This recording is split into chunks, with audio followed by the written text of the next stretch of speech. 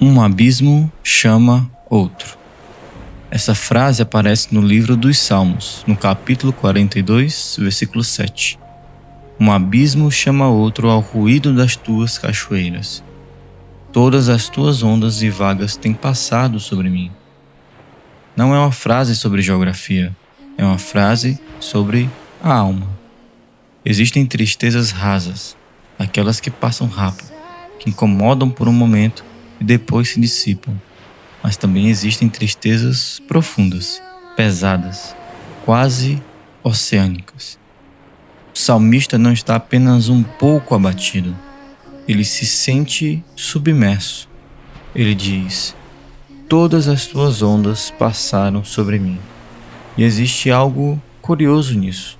Ele não diz as ondas ou minhas ondas, mas tuas ondas. Como se estivesse reconhecendo algo difícil de entender. Até o caos da vida não está fora do controle de Deus. Até aquilo que nos atravessa, que nos derruba, que parece grande demais para nós, ainda assim passa pela soberania dele. Isso não elimina a dor, mas muda a forma de enxergá-la. E então vem a frase central: um abismo chama outro. É como se o abismo da dor humana gritasse e o abismo da eternidade respondesse. Existe algo em nós que só desperta quando tudo desmorona. Enquanto a vida está confortável, a alma tende a ficar na superfície. A gente vive, trabalha, se distrai, resolve coisas e segue em frente. Mas quando as ondas passam por cima, quando algo nos quebra por dentro, quando o chão parece desaparecer, alguma coisa profunda dentro de nós acorda. A dor cava espaço na alma. E muitas vezes é justamente nesse espaço cavado que Deus começa a falar de um jeito que antes a gente não conseguia ouvir.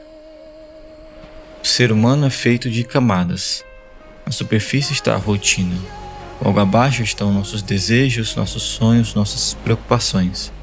Mas lá no fundo existe algo ainda mais profundo, um chamado pela eternidade.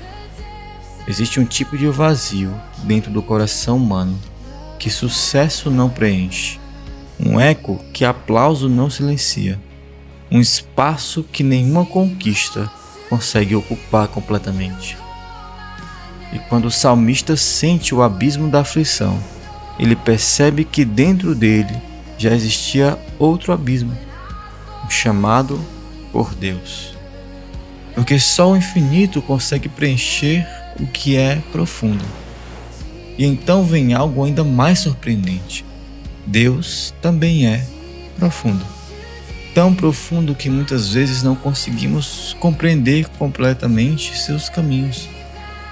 Às vezes pensamos que estamos caindo no vazio, mas na verdade estamos sendo conduzidos para uma profundidade da graça que ainda não conhecíamos. Existem dimensões de Deus que só são descobertas no vale.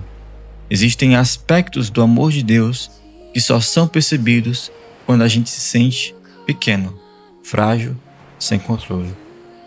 Talvez seja por isso que a cruz seja o ponto mais profundo da história.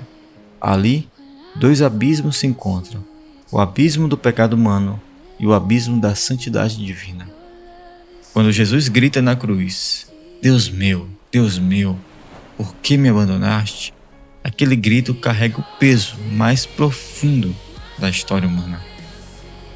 O abismo da justiça respondeu, o abismo do amor sustentou. E desse encontro, então, nasce a redenção. Mas nem todos os abismos da vida são dramáticos. Às vezes eles são silenciosos. A ansiedade antes de dormir, a sensação de não pertencer, o medo do futuro, uma culpa antiga que insiste em voltar, são abismos que nem sempre fazem barulho de cachoeira. Às vezes são como poços escuros dentro da gente. Mas mesmo ali, algo chama. E às vezes aquilo que chamamos de crise é, na verdade, Deus nos chamando para uma profundidade maior. Vivemos numa época muito superficial. Tudo precisa ser rápido, simples e imediato. Respostas rápidas, fé rápida, espiritualidade feita de frases curtas. Mas o coração humano não foi feito para viver na superfície. Talvez por isso Deus permita certas tempestades, não para nos afogar, mas para nos aprofundar. Porque uma fé madura não nasce na superfície da vida. Ela nasce quando aprendemos, no meio das águas profundas, que ainda existe uma rocha firme. No fim das contas, a verdade é simples e profunda ao mesmo tempo. O abismo da nossa fragilidade chama o abismo da misericórdia de Deus. O abismo das nossas dúvidas chama o abismo da fidelidade dele. O abismo da nossa dor chama o abismo da presença de Deus. Talvez hoje você se sinta submerso, como se as ondas tivessem passado por cima de você. Mas pode ser que você não esteja sendo levado para o vazio. Pode ser que esteja sendo levado para mais fundo. E lá no fundo não existe vazio. Lá no fundo existe Deus.